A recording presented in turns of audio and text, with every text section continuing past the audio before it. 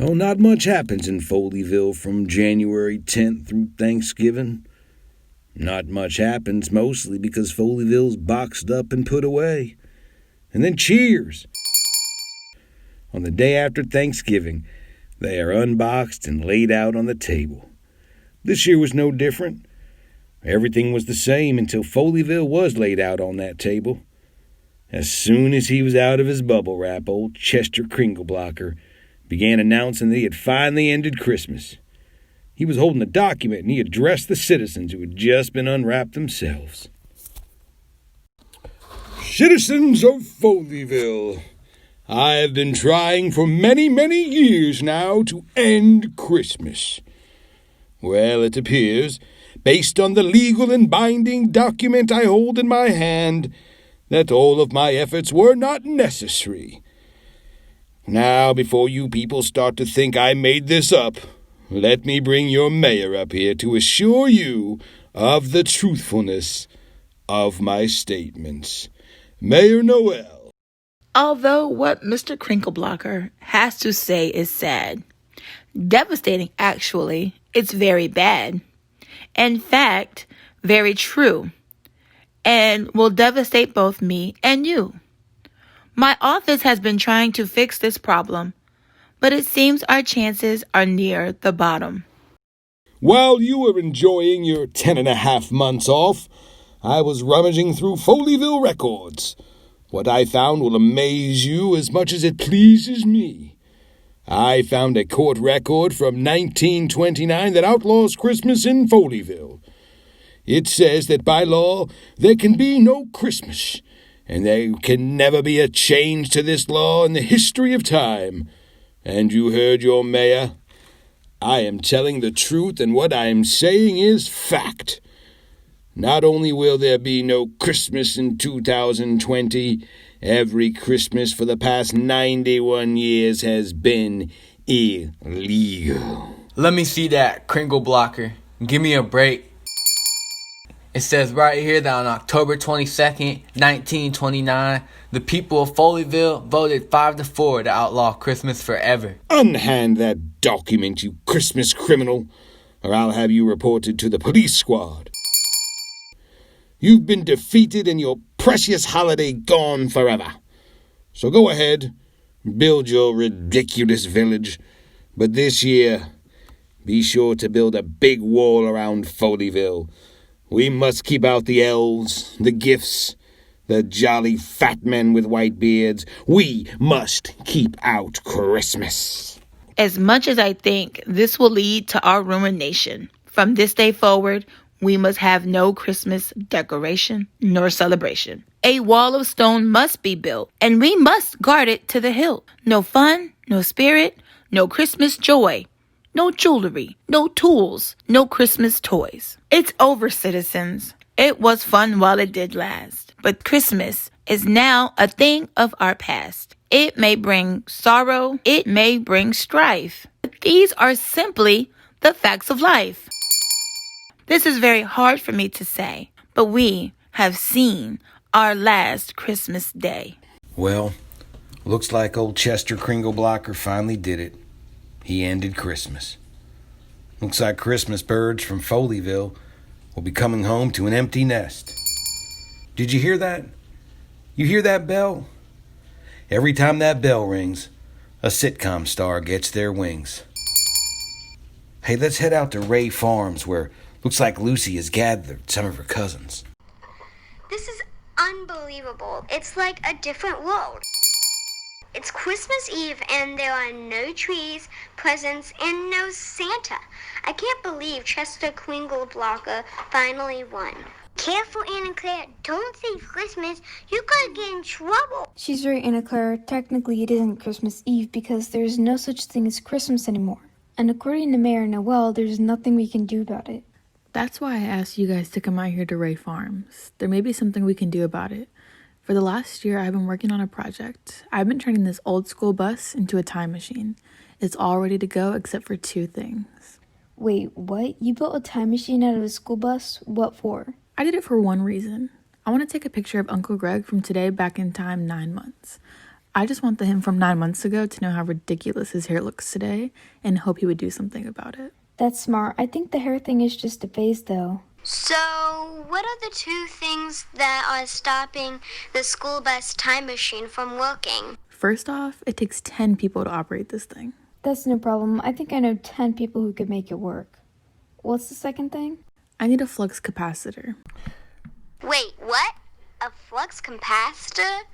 What is that? Basically, it's a box with 3 flashing lights connected in a Y shape. Once I install one into the bus and get up to 88 miles an hour, we can travel through time. Where do we get one? I don't even know what you're talking about. Someone say flux capacitor? I have one. Do you need it? Absolutely. But where did you get a flux capacitor? I'm taking Hollywood Engineering 101 this semester. This was my project. It looks like you have half of what you need. I'll go round up the cousins and meet you back here in an hour. Where are we going? Charlotte, I think we are headed to October 22nd, 1929. Why? To save Christmas. Lucy told her cousins to meet up at Mount Junkmore. Old Mount Junkmore's the highest place in all of Foleyville, and there are green acres. I reckon plenty of room for a school bus time machine to get up to speed, or do whatever it is a school bus time machine has to do. Alright guys, we're all here. I've got Ethan's flux capacitor installed and now we just need to get going. Yeah, why are we here at Mount Junkmore? You know this place used to be a dump, right? 2 reasons I chose this place. First, it's out in the middle of nowhere, and I'm hoping in 1929 it's even more out in the middle of nowhere. Wait, where's Mimi? She just texted me. She said, can't make it to Mount Junkmore. See you guys there. See us there? Does she know where there is? Does she know when there is? Alright, well, let's crank up the engine, get this baby to 88 miles per hour, and save Christmas. You know how we do. Right. As for the second reason we're here at Mount Junkmore, one thing about the school bus time machine, no engine. Listen, for future reference, when you design something that's meant to save Christmas for all of eternity and it has to get up to 88 miles an hour, I'd recommend, I don't know, maybe an engine. I hear they make things go fast. Relax, Aiden. We're here because we're going to roll the school bus time machine down Mount Junkmore to get up the speed. I understand the part about going down, but how do we get the school bus time machine up the hill? That's where Colin and the 9 of us come in. I had Colin use all of his rock climbing expertise and rig up a system of pulleys. That way we can pull the school bus time machine up any hill. Alright guys, the pulley system is ready. Each of you grab a crank and let's do this. Bro, are you sure these straps can hold the weight of the school bus time machine? Dude, I tested these straps on my dad and your dad. So I'm pretty sure they can handle the weight of a school bus. Well, they cranked and they pulled, and sure enough, they got that school bus time machine up Mount Junkmore. It took a whole lot of trying, but we finally got up that hill. Now we're up in the big leagues. Getting our turn at bat. As long as we live, it's just us cousins. And there ain't nothing wrong with that. Where have I heard that before? Do we have everyone? Yup, just the 10 of us. Alright guys, there's a lot of equipment in there, so it may be too close for comfort. But everyone get in and let's go. Something Lucy hadn't thought about, in fact, something no one had thought about, was what did time travel look like? Well, these cousins were about to find out. And they were about to find out it isn't pretty.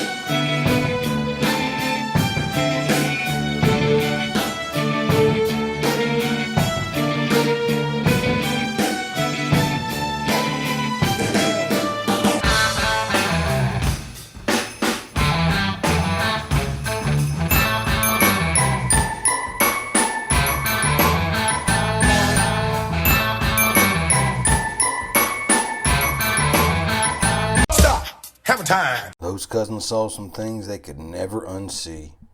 But these cousins have already seen a lot together, sure. They are all in the family. But they're family by birth and friends by choice. We made it. It's a small wonder that this thing didn't fall apart. Where are we? When are we? The Dassport says October 22nd, 1929. The sign says the site of the future dump. It worked. Time machine worked. Truly amazing. What now? Everybody, change into these clothes so we don't stand out. Remember, we are just here to change the outcome of tonight's vote. Don't get involved in anything else. Let's get into teams and meet back up later. Alright, let's meet at the restaurant over there in 3 hours. The three teams split up. Aiden and Phineas went to see what they could learn about 1929 election law. Lucy, Anna Claire, and Charlotte went to see if they could find someone in town who could help. Kat and Lily walked over to that restaurant and couldn't believe their eyes when they read the sign out front. Kringle blockers. Lily, is it just me, or does that lady who looks to be running this place look a lot like Amelia? It really is unbelievable how much she looks like her. She's waving us over. Excuse me, waiter. Yes, Miss Amelia, what can I do for you? I'm gonna put Charles in charge of the kitchen while I go talk to these ladies in my office. Remember, tell them the 2 rules. Fish don't fry in the kitchen, and beans don't burn on the grill. This way, ladies. Welcome to 1929. Amelia, that is you. What are you doing here, and what are those 2 rules about? It's a long story. Actually, since the story started in 2020 and we are currently in 1929, it's technically negative 91 years long. Perhaps the shortest story ever told. Anyway, apparently in 1929 there's no ventilation required in this building. So, if we fry fish in the kitchen and burn beans on the grill, it would make the air impossible to breathe. The health inspector would have to shut this building down. That must be something we should probably remember, but Amelia, what are you doing here? When I heard we were going back in time to save Christmas, I headed back in time 6 months earlier, started doing some research, and got a job here at Kringle Blocker's restaurant. Wait a minute. How did you go back in time without Lucy's school bus time machine? Have you guys figured this out yet? In these Foleyville movies, Lucy can pretty much do anything. She turned into a whale one year, a bee another. She worked with the letter elf. She discovered the cave of Loot. Yeah, it's like anytime the writer is stuck with a plot and it doesn't make sense, he just gives you some power to fix it. Lazy writing. Well, this time she built a DeLorean time machine for me to use. That thing was sweet. Was sweet? Yeah, let's just say my arrival in 1929 was not without incident. Well, this sure is a nice restaurant. The place is packed. You really have a full house. Yep, these are happy days. But tonight is the Christmas vote, and we gotta make sure they vote to keep Christmas. Where's everyone else? We split up into teams. Aiden and Phineas are the A team. Anna, Claire, Lucy, and Charlotte are calling themselves Three's Company. And who are you guys? We are the Golden Girls. So guys, like I've said, I've been here for 6 months, and here's what I found out. Believe it or not, there's this man named Lester Kringleblocker, and he is the great-great-great-grandfather of Chester Kringleblocker. I'm guessing he's the guy trying to stop Christmas. Exactly. Based on what I read when I was in 2020, tonight the vote starts at 7 o'clock, and according to history, there was a record number of people who voted. But wait, the document that Chester Kringleblocker showed Foleyville 2020 said that the vote was 5-4. There are hundreds of citizens in 1929 Foleyville. Why was it 5-4? This is what we need to find out. Lester Kringleblocker is a real estate guy. His office is Kringleblocker Towers. I know the votes are counted here at his restaurant. You two go to Kringleblocker Towers and see what you can find out about his plan. Are you coming with us? Guys, I know family matters, but it's 1929. If we want to pull this thing off, we have to act like perfect strangers. With Catherine and Lily going to Kringleblocker Towers, Aiden and Phineas were looking for a place to learn about local elections in 1929. With no cell phone, this might be harder than it seems. Finn, I can't believe you brought us into a school. We need to find a library. How was I supposed to know that the principal would catch us and force us to attend class? I'm not sure where you boys come from, but in 1929 Foleyville, we take education seriously. In fact, the latest reports from the Foleyville School Board indicate we almost have as many children in schools as we do working in the factories. I'm so proud. Well, Finn, we need to get out of school if we're ever going to learn anything. Wait, what? Bottom line, we need to find out more about how local elections work in 1929. And I don't think this is the place to do it. Hush up, you two. You are now both officially enrolled. I'll take you to your next class. It's called How Elections Work in 1929. Aiden, you were saying? I was saying Foleyville High is the best place I know to learn something. So, even if you are married with children, you still only get one vote. Sorry to interrupt. Found these two roaming the halls. Now, I've got to get back to my office. I've got to figure out a way to fairly assess both students and teachers. Principal Vickery, may I make one suggestion? Try to imagine a future where we use growth measures instead of standards of learning to determine if learning is taking place. That's some interesting advice, young man. I'll certainly consider it. See you tonight at the Christmas vote. Wouldn't miss it for the world, Miss Vickery. Now, class, as I was saying, we hold elections and have votes for all sorts of reasons, and there are all sorts of rules. In fact, tonight we have a vote in Foleyville on whether or not we should ban Christmas forever. I have a question. Well, young man, come to the head of the class and ask your question. Let's just say all of the townspeople who are registered to vote in tonight's election. Well, this is Foleyville, so every person eligible to vote is registered, and they all vote every time. There would be hundreds of votes cast tonight, but remember, hundreds more have already been mailed in. So is there any way that the final tallies of tonight's vote could be 5-4? If more than 9 people vote, it couldn't be. Well, there is one way, I guess. There's a crazy law, they just passed it a few days ago in night court. It says the owner of the building where the votes are being counted can close the building and end the vote counting at any time. But nobody in Foleyville would ever do that. Finn, I think we've got what we need. Let's head back and meet up at the restaurant. Aiden and Finn had found some valuable information. As they hightailed it back to the restaurant, Cat and Lily were at Kringleblocker Towers and were fixing to listen in on Lester Kringleblocker and his assistant. If these cousins could actually prove that Kringleblocker was trying to steal the election, it'd be the most controversial thing in 1929 Foleyville since Alice and Rhoda were both trying to be involved in the courtship of Eddie's father. I say again, the plan is simple. You make sure you count the Addams family 4 votes first. They're going to vote to keep Christmas. Then count my 3 sons' votes, followed by my daughters, Kate and Allie. I thought your daughters were named Laverne and Shirley. Either way, at that point, the count will be 5-4 to ban Christmas forever. I think it wise to end the voting right there before they get smart to our plan. At which point, I will stop the counting and the results will be final. I've got some Cuban cigars here to celebrate our victory. Very nice. Cubans. Those are the real McCoys. That they are, my boy, that they are. Now let's get over to the Foley Square to cast our votes. Did you call for a taxi? I did. They said they would send car 54. Well, car 54, where are you? Everyone in town was headed to vote. Kringleblocker's plan was in the works, and it didn't look like the cousins were in any position to stop him. They've been here before and always shown grace under fire. Could they do it again and save Christmas? Alright guys, here's what we know. The vote is tonight at Foley Square, and the votes are counted here at Kringle Blocker's restaurant. We know that by the law, the owner of this building can shut down the counting at any time. We were only in class for about 4 minutes and she taught us so much. Truly a great teacher. Lily and Catherine learned that Lester Kringleblocker's plan is to stop the counting once the vote gets in favor for canceling Christmas. Amen. He didn't see us. He's no family guy.